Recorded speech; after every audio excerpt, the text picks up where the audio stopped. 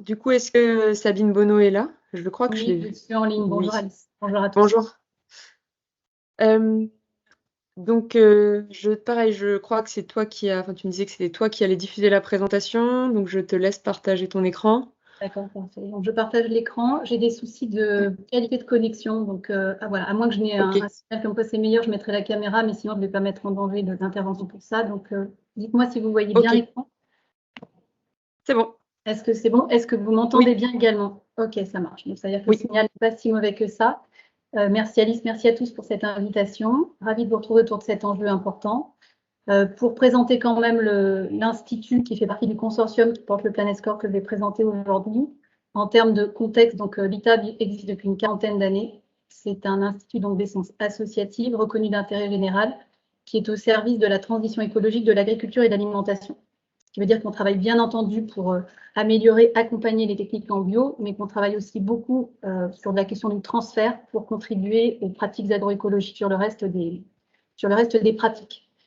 C'est une structure qui est à la fois qualifiée par le ministère de l'Agriculture comme Institut technique agricole et comme Institut technique agroalimentaire. Et nous sommes sur la totalité des filières, donc aussi bien les fruits et légumes, la viticulture que les porcs, les volailles ou les ruminants. Ce qui fait qu'on n'a pas d'enjeu filière dans ce dossier, je préfère le dire très clairement. On a vraiment le souci de poser sur la table un outil au service de l'intérêt général et qui permettent de créer du discernement sur ces enjeux d'impacts environnementaux. Donc, on essaye systématiquement dans nos travaux, et compte tenu de la nature de l'Institut, de faire le lien globalement du bouclage des cycles entre le végétal et l'animal notamment, et puis le continuum de l'amont à l'aval sur les thématiques de durabilité. Dernière chose, l'Institut est mandaté assez régulièrement sur des questions d'évaluation environnementale, donc la question des externalités de l'agriculture notamment, par les pouvoirs publics. Nous venons d'ailleurs d'avoir une nouvelle commande du ministère de la Transition écologique sur un dossier qui va durer 2 ans sur l'évaluation comparative des aménités d'agriculture, de différentes formes d'agriculture, dont l'agriculture biologique. Voilà, donc c'est des exercices dont on est assez coutumier. Quand nous faisons ce type d'exercice pour revenir sur ce qui a été dit tout à l'heure, nous faisons de la méta-analyse de publications scientifiques internationales. Et donc, le rapport auquel faisait référence Shafik Hassal est un rapport basé sur de la bibliographie internationale exclusivement et pas des productions de l'Institut. Également, pour revenir sur un point qui a été mentionné tout à l'heure, et puisqu'on va rentrer dans le vif du sujet, les ACV ne sont pas forcément, vous le verrez, un outil idéal. Et notamment, c'est consensuel avec des structures comme l'INRA, qui a publié en 2020 là-dessus des éléments très clairs, disant notamment textuellement que l'utilisation de l'analyse de cycle de vie telle qu'elle existe aujourd'hui pour comparer des systèmes, et notamment des systèmes entre eux et des systèmes agroécologiques, a mené à des conclusions erronées. Donc, on verra ça tout à l'heure en détail, mais pour vous présenter très rapidement le Planet Score, donc sur sa construction, simplement graphiquement, à quoi il ressemble. Donc, c'est une étiquette sur laquelle on a à la fois une note agrégée, qui est la note qui est en haut, qui va de A à E, donc très intuitive, et également en dessous les 3 sous-enjeux clés qui rentrent en compte dans le calcul de la note, qui sont pesticides, biodiversité et climat. Je reviendrai là-dessus dans les études consommateurs qu'on a pu conduire pour expliquer à la fois en termes méthodologiques, mais également réception et pédagogie, pourquoi on est arrivé à ces 3 indicateurs. Et puis avec une mention supplémentaire pour les produits issus de l'élevage ou les produits contenant des produits issus de l'élevage, soit qu'ils soient dans la dénomination commerciale, soit qu'ils représentent plus de 15% de la recette, qui est donc un niveau très simple en 3 points, vert, orange, rouge, qui est basé sur un travail fait notamment avec le CIWF et base bibliographie scientifique, bien sûr. Donc ça, c'est la charte graphique qui est en train d'être finalisée puisque beaucoup de structures nous la demandent. Donc on va la sortir puisqu'on nous demande déjà comment ça va se passer pour le on-pack et on est en train de traduire les étiquettes pour le passage à l'international, donc notamment en allemand et en anglais. Donc bien sûr, la marque est protégée et les conditions d'usage sont protégées. L'approche qui a été adoptée pour le Planet Score, donc c'est bien sûr un travail collaboratif, même si aujourd'hui c'est moi qui vous le présente, c'est vraiment un travail qui a été collectif, avec à la fois un volet méthodologique qui a permis d'abord de poser les carences de l'ACV pour pouvoir faire des propositions d'amélioration et de complément, ainsi qu'une méthode évidemment d'agrégation et de calcul de score. Et puis un volet consommateur qui a été demandé également dans le cadre de l'expérimentation, où on a travaillé à la fois en sciences comportementales et notamment avec BVA qui a conçu le Nutri-Score pour l'État, et ensuite avec des études qualitatives en magasin, donc dans des surfaces fort différentes, puisqu'on a eu la chance d'être accueillis dans des surfaces de Lidl et de Biocoop, en zone urbaine, périurbaine et rurale, pour aller mener 8 journées. Alors, ce sont des enquêtrices expérimentées qui ont mené les enquêtes, mais 8 journées en magasin sur différents types de rayons et avec différents types d'étiquettes agrégées ou composites. Donc, nous avons déposé en juillet la preuve de concept. Beaucoup d'évolutions ont eu lieu depuis, puisqu'on est une dizaine de personnes à n'avoir aucune vacance depuis 12 mois. Et le lancement du déploiement test est en cours. J'y reviendrai tout à l'heure. Voilà un petit screenshot de l'équipe. Donc, sachant que vous avez donc, dans cette équipe à la fois l'Institut DAB, Sayari, qui est un des 3 bureaux d'études qui a conçu Agribalis pour l'État, donc qui a livré Agribalis 3.0 à l'automne 2020, et Hélène Lepetit, qui dirige depuis 20 ans des instituts de sciences comportementales et études marketing. Parmi les gens que vous voyez ici, vous avez notamment Céline Gentil dans nos équipes, qui est une experte ACV, qui a fait donc sa thèse sur les enjeux de toxicité, écotoxicité en ACV, et qui est attachée à un groupe de travail de la Commission européenne sur le PEF. Et également Anne-Claire Azin, qui participe également à un autre groupe de travail, donc ACV Biodiversité, donc elle est experte depuis une dizaine d'années sur ACV et Biodiv. Donc, groupe de travail auprès de la Commission européenne ACV Biodiv, et elle est également attachée à une expertise de l'ONU sur l'ACV et la biodiversité. On s'est entouré également de scientifiques supplémentaires en appui sur les domaines d'expertise spécifiques sur lesquels on avait besoin de renfort, donc notamment sur la façon d'approcher la question de la quantification de la biodiversité, ce qui est un enjeu extrêmement complexe, vous vous en doutez.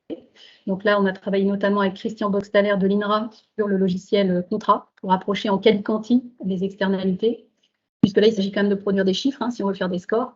On s'est appuyé également sur l'INSERM, des équipes de l'INSERM sur les enjeux de toxicité, sur des équipes de l'IDRIS sur la compréhension des enjeux méthane, PRG méthane, sur l'équipe d'Oxford également, sur l'équipe du DTU également, Peter Funke, sur les enjeux métaux lourds. Voilà, donc une équipe scientifique qui a été vraiment très large, on va dire, et puis également des parties prenantes de la société civile, avec qui, dès le départ, on a souhaité avoir des réunions très régulières.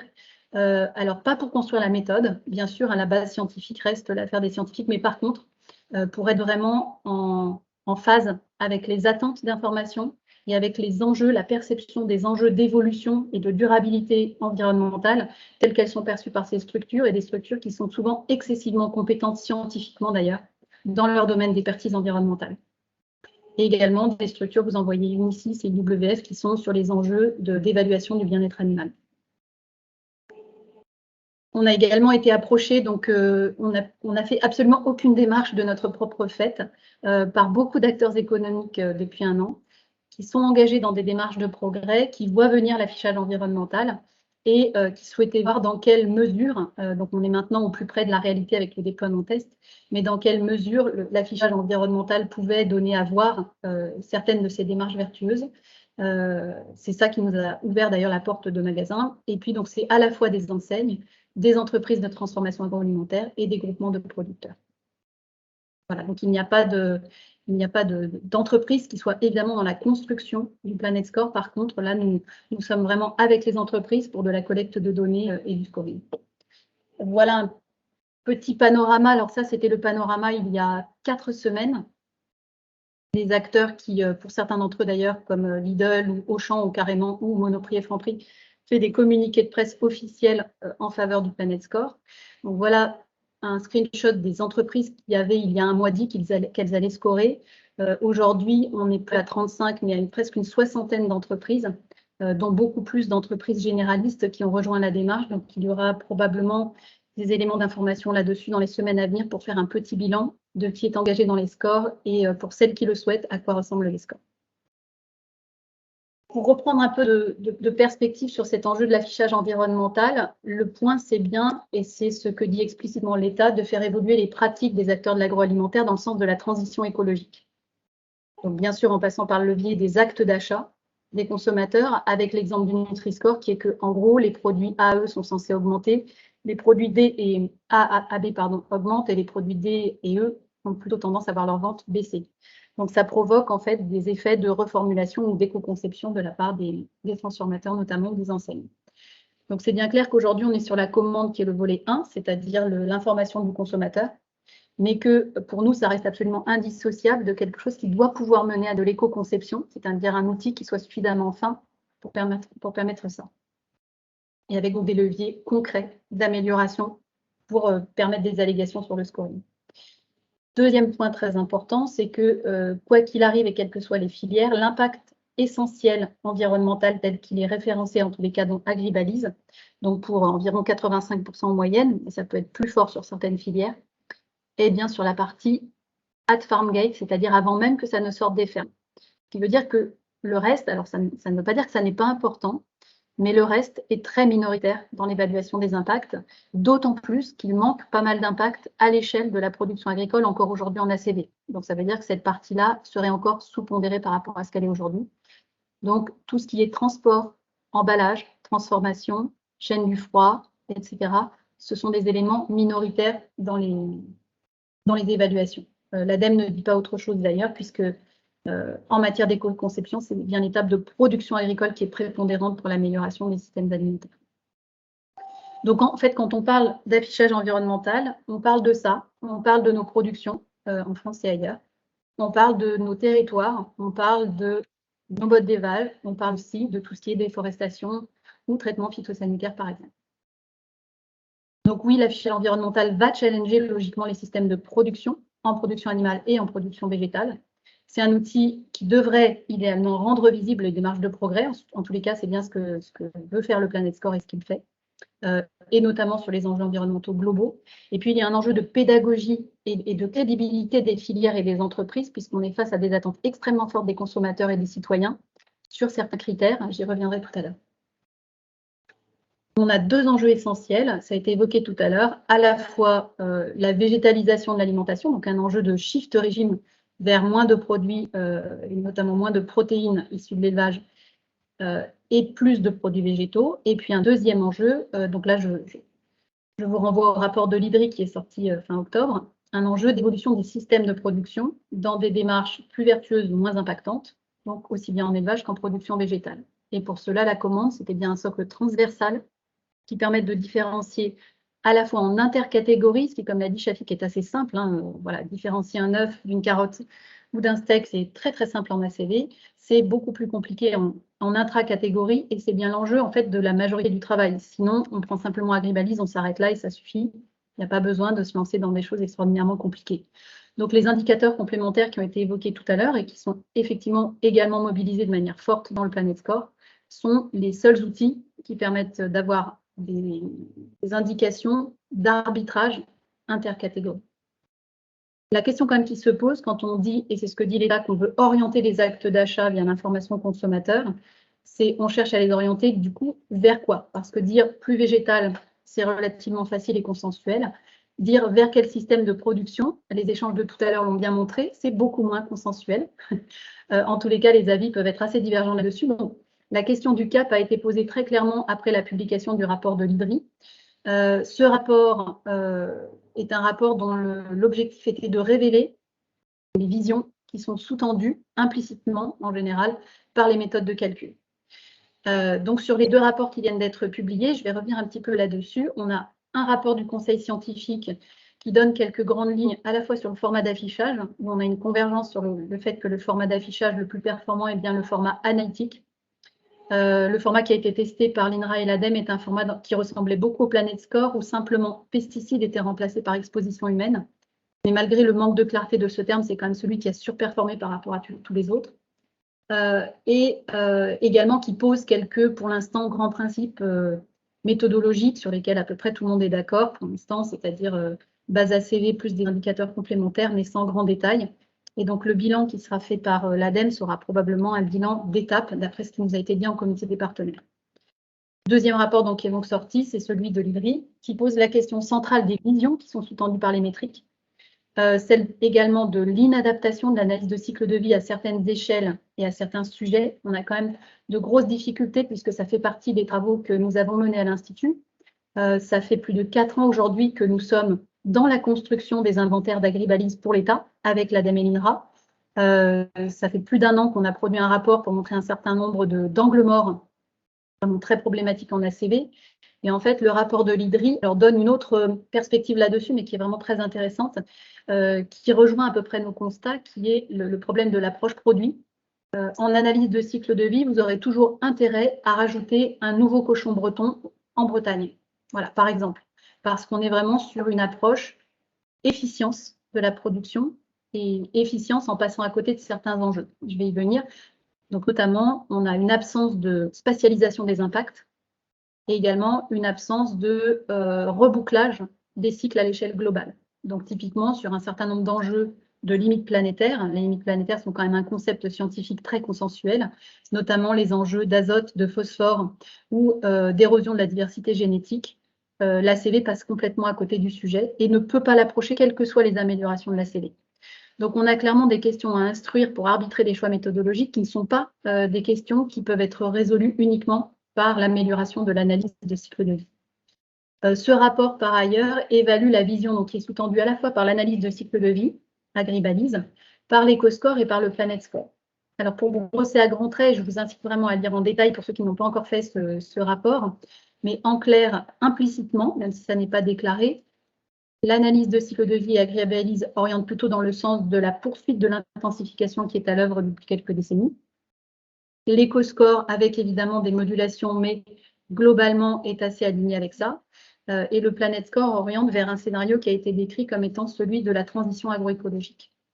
Raison pour laquelle, en fait, cette question du cap est au-delà de l'évaluation de ces trois méthodes de calcul. La question du cap qui doit être posée par l'État avant de décider d'une méthode d'affichage environnemental a été la question centrale qui a été posée en comité des partenaires la dernière fois, c'est-à-dire d'abord, on fixe quel est le cap de la transition qui est voulu, c'est-à-dire on explicite la vision souhaitée, et idéalement qu'elle soit consensuelle avec la société civile, et ensuite, on fixe une boussole qui doit orienter les actes d'achat dans ce sens. Ah, j'ai l'écran qui est bloqué. Je ne sais pas si vous le voyez défiler de votre côté, mais moi non. Non, là on ne le voit pas. Ça marche. Donc en fait, ce que quand même montre ce rapport et qui est important, c'est que quelles que soient les métriques utilisées, il n'y a pas de science neutre.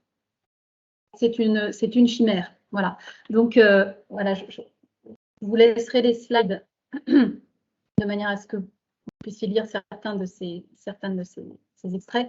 Mais globalement, il faut construire d'abord une vision de référence du système agroalimentaire. Ne pas se contenter de l'ACV, ça c'est absolument impératif parce que ça ne résonne pas sur la quantité globale produite. Or, pour information quand même, le premier levier d'amélioration environnementale, ce serait déjà de revenir à un niveau de consommation énergétique qui est cohérent avec les besoins aujourd'hui, notamment dans les pays développés. C'est ce que disent notamment pas mal de chercheurs de l'INRA sur ce sujet, ceux notamment qui sont sur les enjeux de nutrition.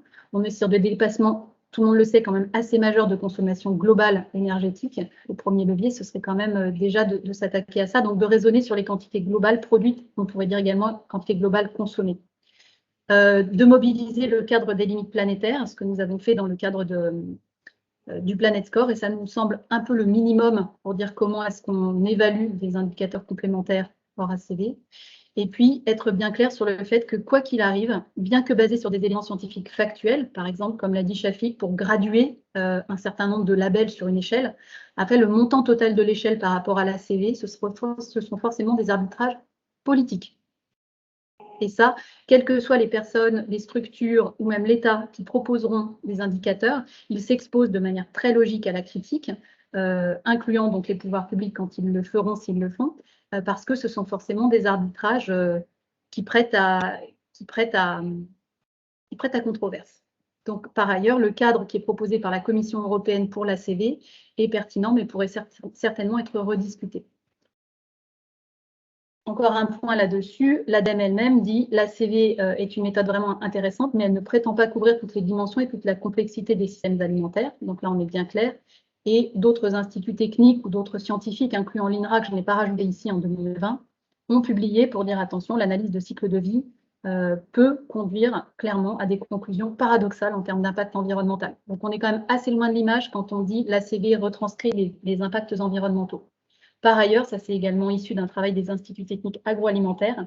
Cette méthode ACV, notamment à des fins de comparaison de produits alimentaires de catégories différentes ou d'information du consommateur, doit vraiment être mobilisée avec la plus grande prudence. Je vous rajoute également quelques verbatim de l'ADEME il y a un peu moins d'un an pour dire que bien sûr l'ACV ne couvre pas tous les enjeux environnementaux du secteur, qu'elle ne rend pas compte du bénéfice des pratiques culturales ou d'élevage extensif et qu'il n'est pas envisagé du tout d'utiliser l'ACV pour faire de l'information au grand public et en tous les cas qu'il sera nécessaire de l'associer à d'autres indicateurs. au niveau européen, puisque nous sommes beaucoup sollicités ces dernières semaines sur ce niveau-là. Les structures qui ont été mobilisées par la Commission européenne, notamment pendant 5 ans de phase pilote sur le PEF, qui est donc agribalise de la Commission, phase pilote qui s'est achevée en 2018, ont émis un rapport qui dit très clairement, LCA, donc l'ACV, a réellement des problèmes méthodologiques extrêmement sérieux et nous ne considérons pas que le PEF soit un outil de communication qui puisse être mobilisé ni pour la communication B2B, ni pour le B2C. Deuxième chose, et ça par contre c'est sorti il y a quelques jours seulement, le BEUC, qui est la Fédération européenne des unions de consommateurs, donc l'équivalent des UFC des autres pays, qui a produit donc ce rapport et nous ne les avons pas encore rencontrés, c'est bientôt prévu, mais donc ils ont fait ce rapport sans qu'on ait eu de contact, dit notamment que le PEF, donc cette méthode ACV, dans sa forme actuelle est vraiment inadaptée à l'évaluation environnementale des produits alimentaires et que les choix méthodologiques qui sont derrière la méthode favorisent implicitement certaines visions du système agroalimentaire et qu'en tant que tels, ils devront être ouvertement débattus. Pour rentrer maintenant dans la méthodo, plus clairement, pourquoi aujourd'hui on ne peut pas dire que l'ACV comptabilise correctement les impacts environnementaux et à notre sens, en l'occurrence, le PEF ne peut absolument pas être mobilisé en l'état, c'est-à-dire tel qu'il sort d'agribalise.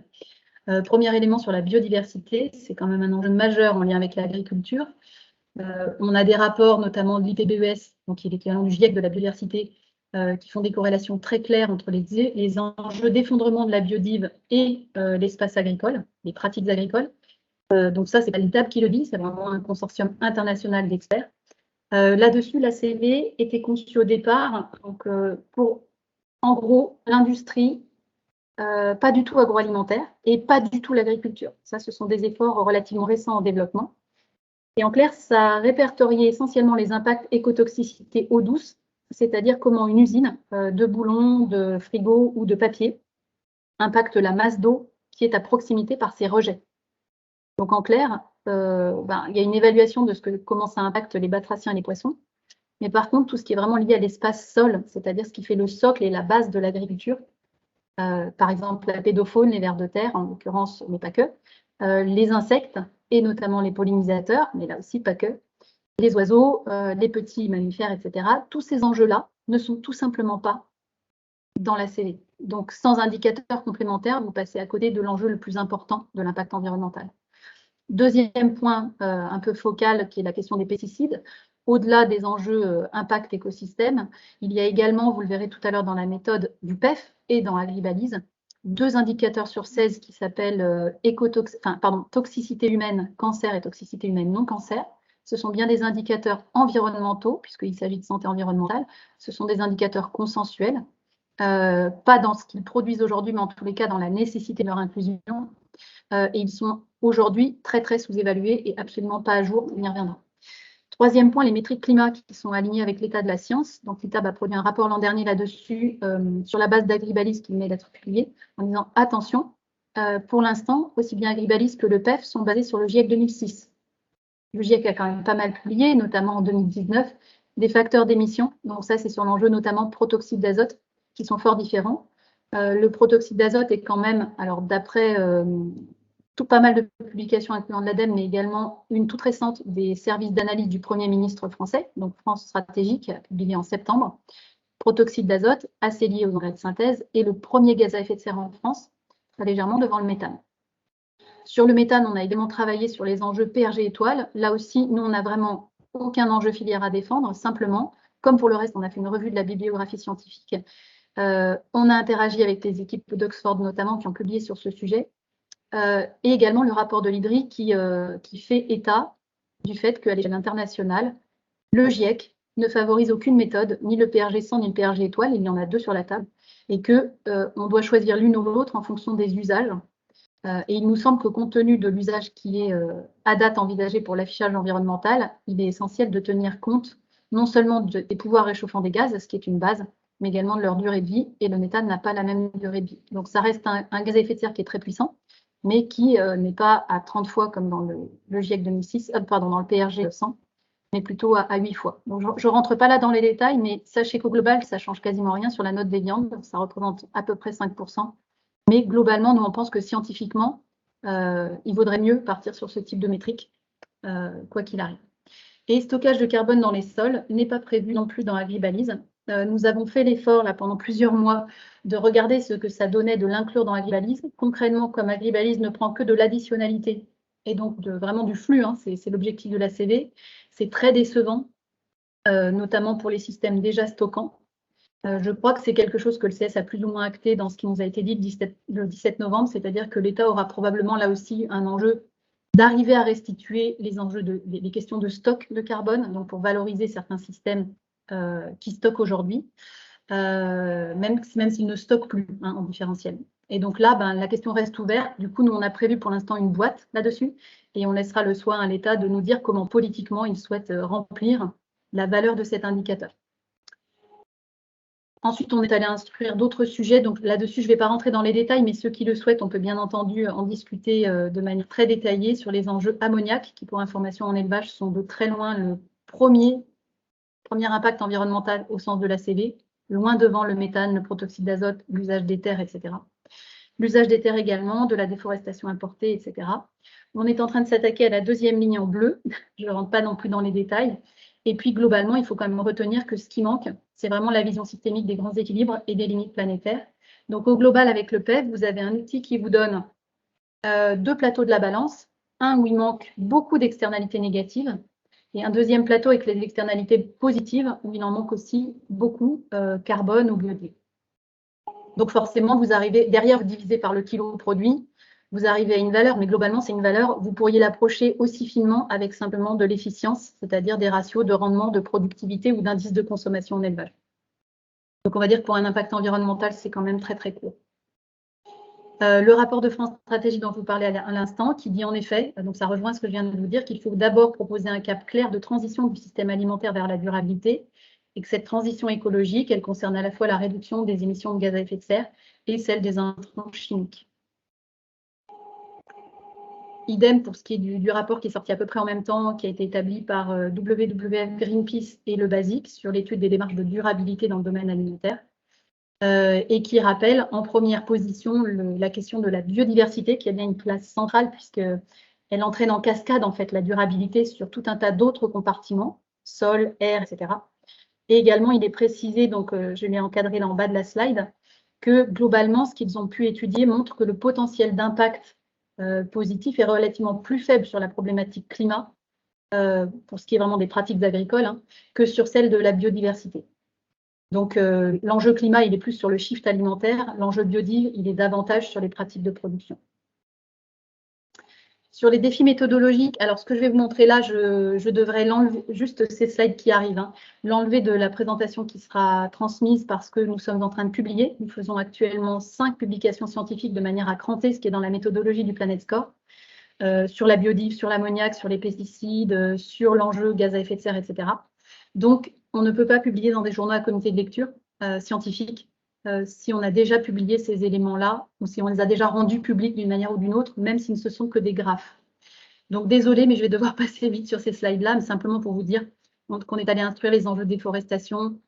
Je vais juste vous décrire celle-ci, ce sera la seule. Correction du protoxyde d'azote avec les facteurs d'émission du GIEC 2019. Vous avez Agribalise, la base de données actuelle en bleu clair, et le recalcul des prairies, qui ont différentes modalités de pâture ou de fertilisation, à tous les cas prairies de la base de données Agribalise, avec la valeur recalculée sur le GIEC 2019 par le collectif Planet Score, en bleu foncé. Donc, on est sur des diminutions de 50%, ce qui est quand même pas rien. Je ne vais pas revenir sur la question de l'usage des sols ou du PRG étoile. Ceux que ça intéresse peuvent faire le tour du sujet PRG étoile, PRG 100 en 20 minutes à peu près dans un webinaire que nous avons organisé en juillet. Je pourrais vous envoyer le lien. Voilà, et sur les flux d'ammoniac, je ne vais pas y revenir, mais sachez que la barre en rouge, c'est-à-dire sur le total des impacts de l'élevage dans Agribalise, quels que soient les systèmes d'élevage ruminant ou monogastrique, allaitant ou laitier, l'essentiel des impacts, c'est d'abord l'ammoniac. Donc, en synthèse, de très nombreuses lacunes du PEF, beaucoup d'anomalies également. Et là, je ne rentre pas dans tout ce qu'on a dû corriger à la fois à l'amont et dans les recettes. Par exemple, il est assez difficile, très concrètement, de faire une recette de compote de pommes d'1 kilo avec 800 grammes de pommes. Enfin, le premier qui arrive m'appelle, mais c'est le genre de choses qu'on a pu voir dans Agribalise. Donc, on a fait aussi des corrections sur la partie ACV aval, de manière à avoir des recettes qui soient correctes pour faire nos scorings. Les données ne peuvent évidemment pas être mobilisées en l'état dans un scoring. Et les correctifs ACV et les indicateurs complémentaires sont indispensables. Voilà, et pour la méthode, gardons quand même en tête que les 3 domaines de protection de l'ACV, donc ça c'est issu du PEF de la Commission européenne, c'est noté dans le JRC, donc c'est vraiment ce qu'il y a à l'échelle internationale pour l'ACV, c'est la protection via la protection de l'environnement, hein, la protection de la santé humaine au sens de santé environnementale, et c'est en fait le premier enjeu, la protection des écosystèmes qui est juste à côté, enfin vraiment très très peu derrière, et l'usage efficient des ressources, mais qui est clairement un enjeu qui est en troisième ligne. Donc le climat, c'est bien sûr très important et tout le monde est d'accord là-dessus. Mais les marges de manœuvre sont un peu réduites et en tous les cas, c'est uniquement par le shift alimentaire, pas par les pratiques de production. Et puis, ce n'est pas une bonne approximation pour l'environnement global. Voici la base ACV du PEF, et donc c'est la même structure pour Agribalise. Vous avez 16 indicateurs midpoint. Donc là, c'est un extrait du JRC. Hein. Donc désolé, il est en anglais. Après, la slide est en français sur la suivante. Nous avons regroupé pour le Planet Score les enjeux indicateurs complémentaires en blocs qui font du sens à la fois pour les entreprises et pour les consommateurs. Donc, vous avez bien sûr le changement climatique en premier, la santé humaine donc, qui rassemble tous ces enjeux-là que vous voyez, incluant des choses comme radiation ionisante, etc., qui sont bien écrites santé humaine, dont aussi les particules fines. Hein, une partie de l'ammoniac impacte ici ce bloc-là. Tous les enjeux qui sont liés de près ou de loin à la biodiversité, notamment les enjeux eutrophilisation, mais qui sont très loin des enjeux de biodiversité dont je vous ai parlé tout à l'heure. Écotoxicité, eau douce est ici. Et puis un quatrième et dernier bloc qui est l'usage des ressources, notamment les ressources fossiles, l'énergie fossile. Et donc nous mobilisons dans Agribalise, puisque c'est bien le socle de calcul du Planet Score, à la fois Agribalise pour toute la partie agricole amont, avec les corrections que j'ai indiquées tout à l'heure, voilà, qui sont indispensables. Et malheureusement, même si ces corrections sont consensuelles, c'est-à-dire que l'ADEME et l'INRA nous disent depuis 1 an que, par exemple, les facteurs d'émission de protoxyde d'azote vont être corrigés, que toutes les anomalies qu'on a détectées, notamment sur la déforestation, vont être corrigées, mais sauf que pour l'instant, ça n'est pas corrigé dans la base. Donc, nous avons une base de données qui est nettoyée, mais qui n'est pas celle qui est accessible en open data par l'État. Donc, nous utilisons la série agricole corrigée et la série aval ensuite d'Agribalise. Donc, par exemple, les pommes et puis ensuite l'aval de la compote de pommes pour avoir le scoring global d'un produit compote de pommes. Désolée, cette slide est un peu ingrate, mais c'est la seule. Donc, vous avez ici au centre le socle ACV. Donc, en fait, là, vous avez en français les 16 indicateurs midpoint qui étaient tout à l'heure dans le document du PEF. Donc, vous avez bien les blocs santé humaine, biodiversité, carbone, climat et ressources, avec à chaque fois les indicateurs midpoint ACV qui sont dedans. Ensuite, donc ce que j'ai évoqué rapidement, toutes les corrections ACV qui ont été faites par bloc. Donc tout ça est déjà fait, c'est-à-dire que le Planet Score part bien d'une base qui est nettoyée et où nous avons exclu. Alors on a un petit peu attendu que l'État donne son go là-dessus, mais ça a été fait donc au comité des partenaires du 17 novembre. Nous avons bien exclu les indicateurs de toxicité humaine. Et pour les mêmes raisons, nous on pense à ce stade, donc on va également le dire à l'État qu'il faut exclure l'écotoxicité eau douce parce qu'elle est constituée exactement des mêmes éléments qui ne sont absolument pas fiables, c'est-à-dire essentiellement par pesticides et métaux lourds à plus de 95%. Donc si on exclut toxicité humaine, on exclut aussi l'écotoxicité. Ces éléments-là sont déjà, je les présente en détail, mais sont déjà corrigés dans la base de données Planet Score voilà, sur laquelle donc, il n'y a pas plus d'éléments à travailler aujourd'hui.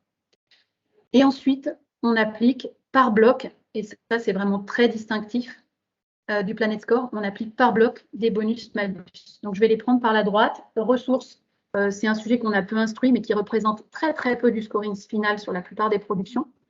Donc pour nous, là, il y avait assez peu d'enjeux. Les marges de manœuvre sont assez faibles en agriculture là-dessus. Donc premier bloc carbone-climat, sur lequel, alors je vous l'ai dit, on se réserve en haut, en fonction de ce que nous dira l'État, une possibilité d'avoir un indicateur complémentaire sur le stock de carbone, au-delà du stockage que nous avons mis en ACV, qui est en bas en vert. On veut bien, nous, rajouter un élément qui est un élément stratégique des pouvoirs publics politiques sur le stock de carbone. Ensuite, un malus qu'on a appelé, pour faire très court, saisonnalité, qui est sur la question des productions sous serre chauffée, énergie fossile hors saison, puisqu'aujourd'hui, concrètement, avec un calcul sur 100, une tomate en plein champ, c'est 99 points, et une tomate sous serre chauffée en plein hiver, c'est 97 points, donc les deux sont A++. Donc il n'y a absolument aucun moyen de discriminer pour un consommateur.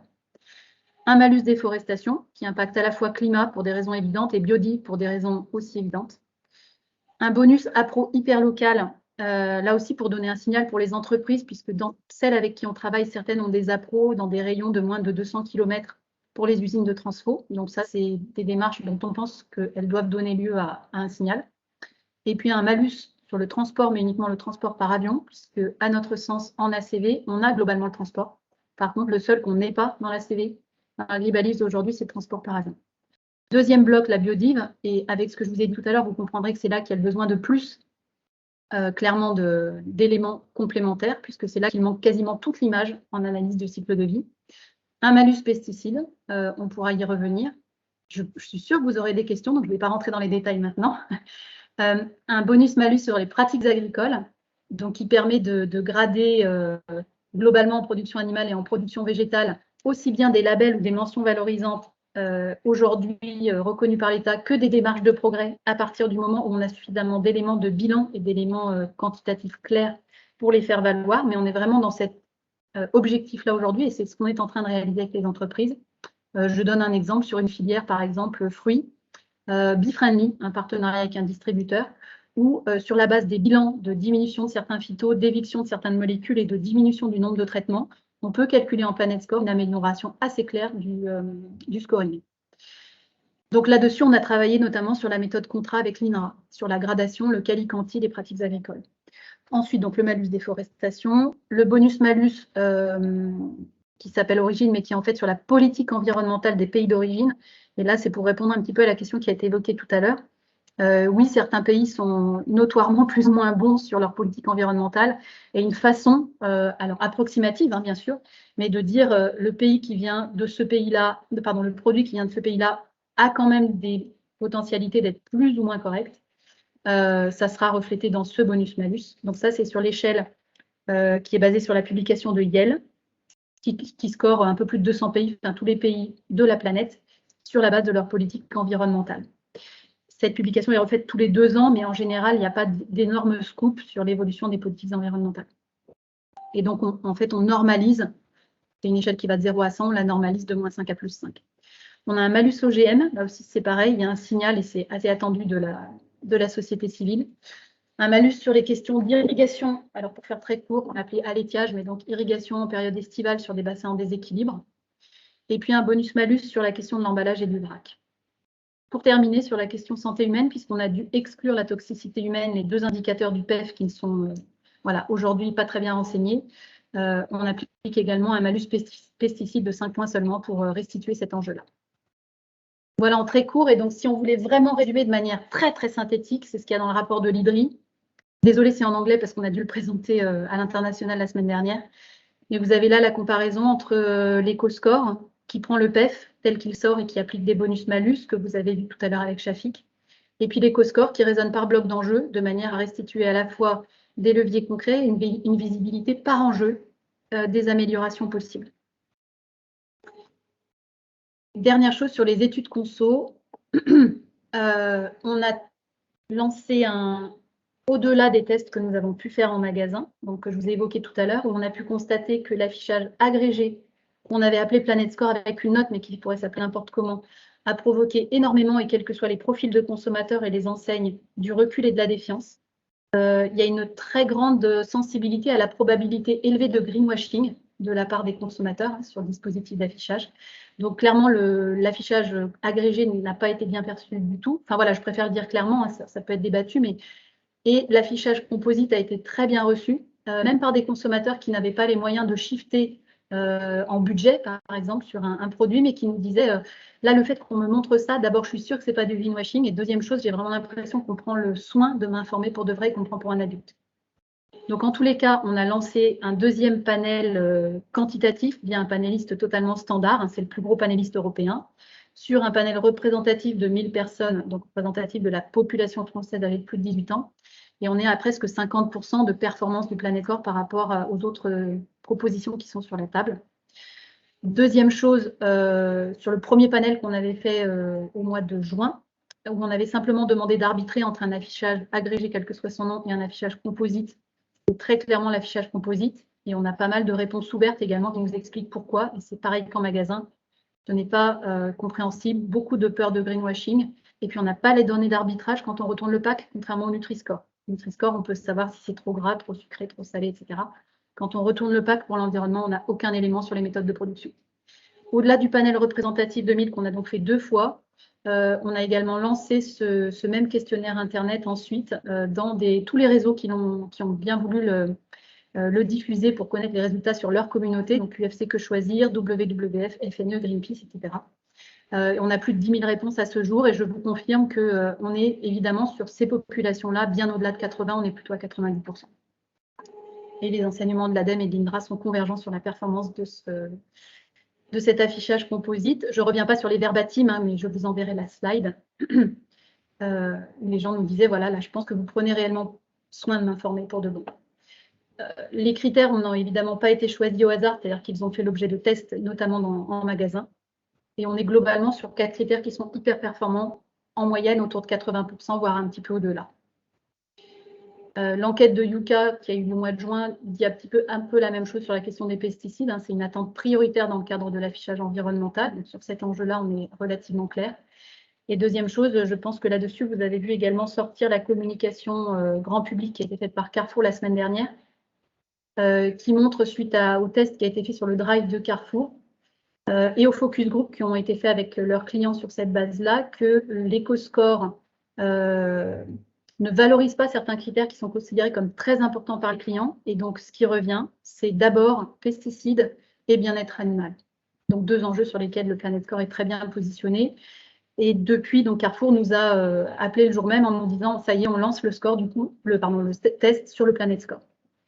Donc ça, c'est dans la presse, hein, ce que je dis tout à fait public.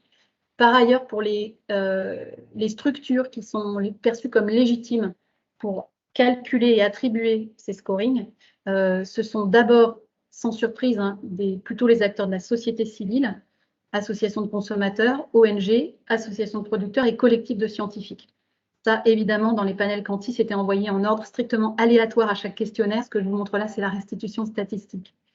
Les ministères arrivent ensuite, et puis bien entendu, toutes les applis ou les acteurs privés arrivent tout à fait derrière, mais ça, c'est absolument pas un scoop, c'est tout à fait classique dans ce genre d'études. Donc, en résumé, le Planet Score n'est pas un score agrégé, n'est pas un score opaque. Je vous renvoie très prochainement sur le site internet là, qui va vraiment ouvrir normalement d'ici une semaine, 10 jours, avec toute la méthode que je viens de vous exposer en détail et qui a été bien sûr remise à l'état. On a presque 200 pages de rapport, dont la moitié malheureusement sont en annexe confidentielle le temps qu'on publie les 5 publications scientifiques que j'ai évoquées tout à l'heure, mais ces annexes scientifiques ont été remises à l'État, à l'ADEME et à l'INRA. Donc c'est un outil qui permet également de créer de la pédagogie de manière très immédiate, qui, pour résumer, est basé sur des ACV corrigés, puis complétés par bloc d'enjeux. Donc il n'y a pas de greenwashing possible, ni d'aléas sur les scores. Et dans son esprit, c'est vraiment un outil d'éco-conception. Donc aujourd'hui, en déploiement test depuis à peu près 3 semaines. D'abord, nous avons des échanges très nourris avec les entreprises qui nous ont contactés. Une fois de plus, nous n'avons fait aucune démarche. Aujourd'hui, on est plutôt donc à une 60aine d'entreprises, dont des très gros groupes coopératifs qui ont décidé d'engager des calculs sur des gammes très larges. On est actuellement à 2000 références scorées en 3 semaines sur la base de données précises qui nous sont transmises par les entreprises sur la composition de leurs produits. Et vous voyez là en dessous, alors c'est à titre illustratif, mais on publiera ça sur le site internet, par catégorie de produits, une analyse par quintile. La médiane est en bleu foncé et les quintiles au-dessus en dessous sont en bleu évanescent ou en rose évanescent. Et en fait, ce qu'on voit, c'est qu'avec le Planet Score, actuellement, on a sur cette base-là, maintenant qui est très solide, une claire différenciation inter, mais aussi intra-catégorie. Vous voyez plutôt les produits viande qui sont à droite, les produits plus végétaux qui sont plutôt sur la gauche, mais globalement, quels que soient les produits, des capacités de différencier. Nous avons un niveau d'exigence très élevé sur la précision des données sources et sur le contrôle qualité des résultats. On est dans ce déploiement en démarrage avec Alchemix notamment, mais ça n'est pas le seul acteur du digital pour l'ouverture des champs.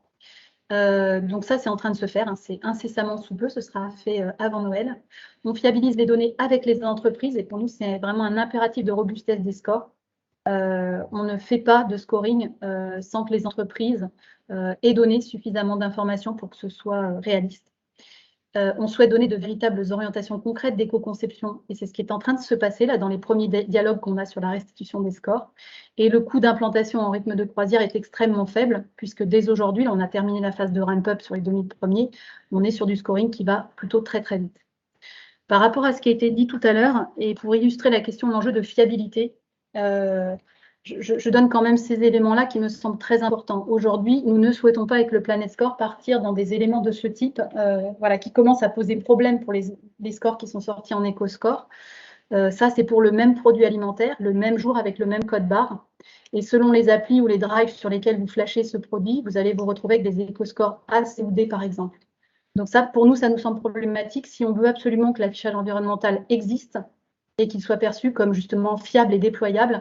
Il vaut mieux déployer un petit peu moins vite, mais fiabiliser absolument les données. On a évoqué les œufs tout à l'heure. Je vous fais une petite illustration quand même sur les œufs. Donc ça, c'est sur le drive de Carrefour. Vous avez 2 références d'œufs de poules en cage, donc ils sont éco-scorés B toutes les deux. Il n'y en a que 2. Là, je vous fais un extrait intégral. Je ne sélectionne pas les références. Et ensuite, vous avez des œufs bio, là, par exemple, qui sont en A, très bien. Des œufs bio qui sont en C, je ne sais pas pourquoi. Des œufs bio qui sont en C également. Des œufs de plein air sans OGM, qui sont déjà donc de la très belle démarche de qualité qui est en D. Tout ça, évidemment, français, enfin, voilà. Et en carton. Des œufs plein air en C également. Des œufs bio sans OGM en D. Bon, bref, donc je ne rentre pas dans les détails, mais pour nous, ça, c'est problématique. Un œuf bio de plein air, globalement, c'est à titre illustratif, puisqu'on a besoin de données précises, mais on va dire en moyenne, ça sort plutôt comme ce que vous voyez en haut à gauche en Planet Score. Et pour des œufs de poule en cage, on sort clairement comme plutôt en haut à droite. Une fois de plus, il y a des modulos, il y a des démarches possibles, mais globalement, c'est ça. Donc pour nous, c'est quand même problématique aujourd'hui que l'éco-score soit sur des choses un peu plus hétérogènes. Je suis à nouveau bloquée. Je pense que ça va pouvoir avancer.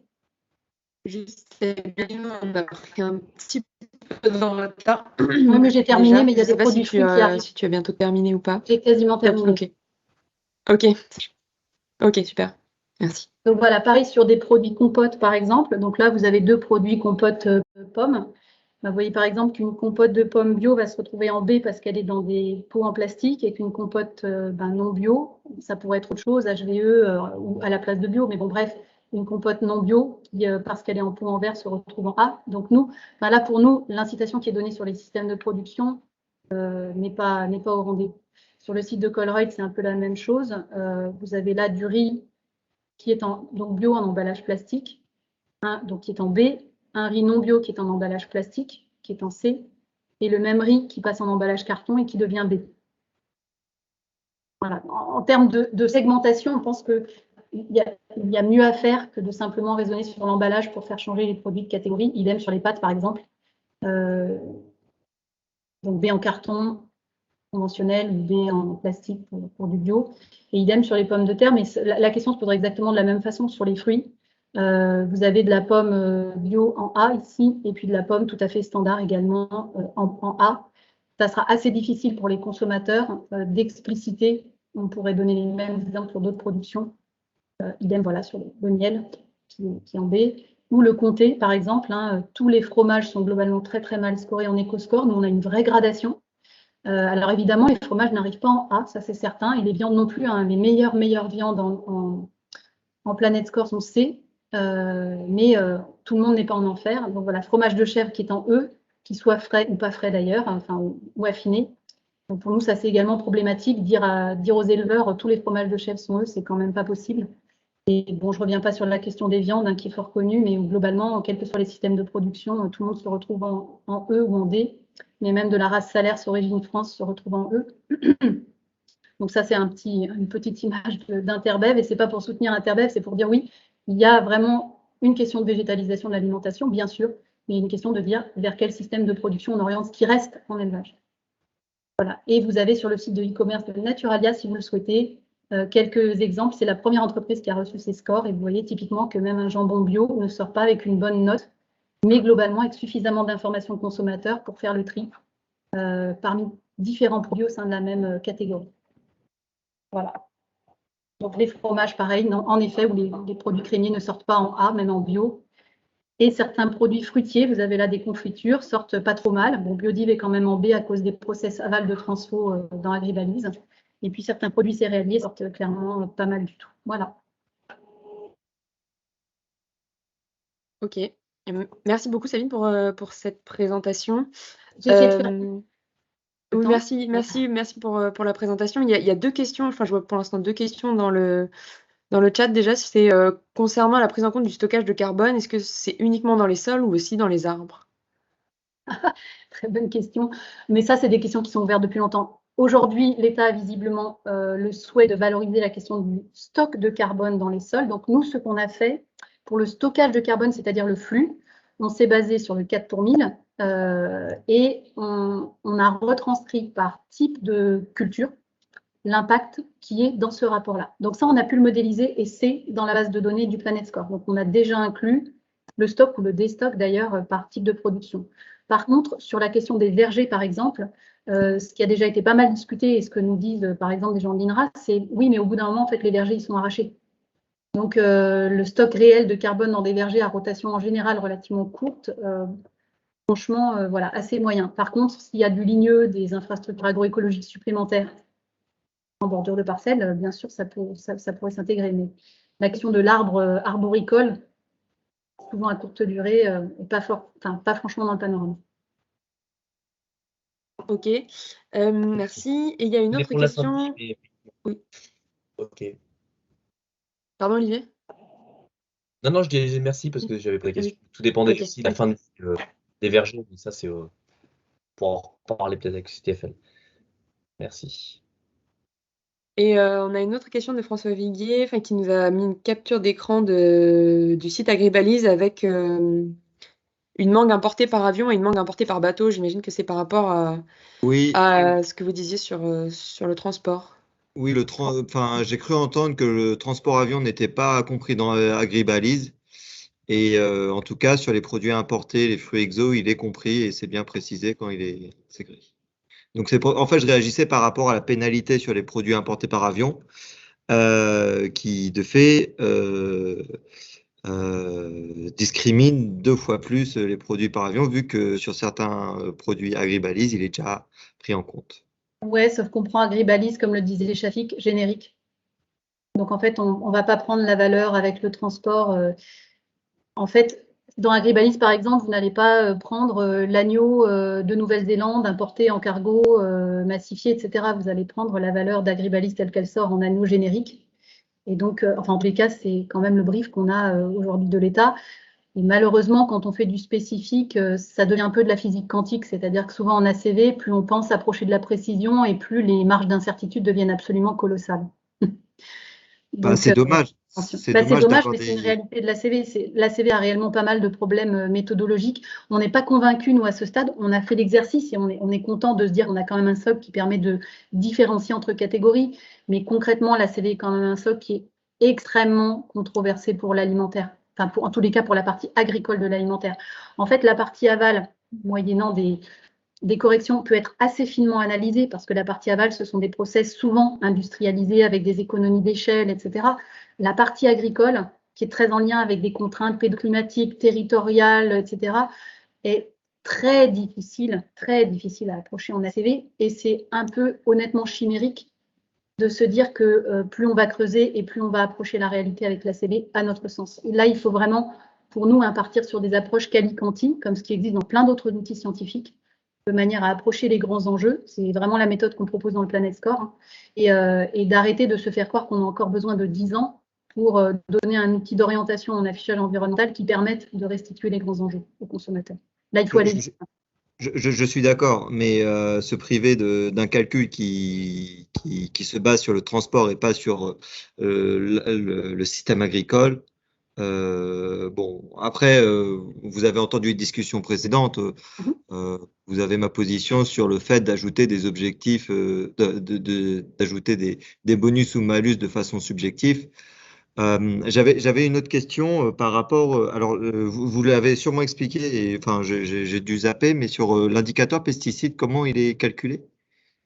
Non, je ne l'ai pas dit parce que j'étais sûre qu'il y aurait une question. Ah, Donc, voilà. première chose, les bonus-malus ne sont pas subjectifs. Enfin, c'est un peu ce qu'a dit Shafik tout à l'heure également. Ils sont indispensables puisque la méthode ACV elle-même, et ça c'est exact également dans les rapports scientifiques, est subjective. Elle est subjective aussi dans les pondérations qui sont appliquées. Donc attention, je le répète, il n'y a absolument pas de science neutre. La science n'est au service que des usages. C'est-à-dire si l'usage c'est de faire évoluer le système agroalimentaire dans le sens de la transition. Quelle est la transition? Et après, en fait, il faut simplement axer les métriques, les outils sur le cap, voilà, on a juste besoin de la boussole.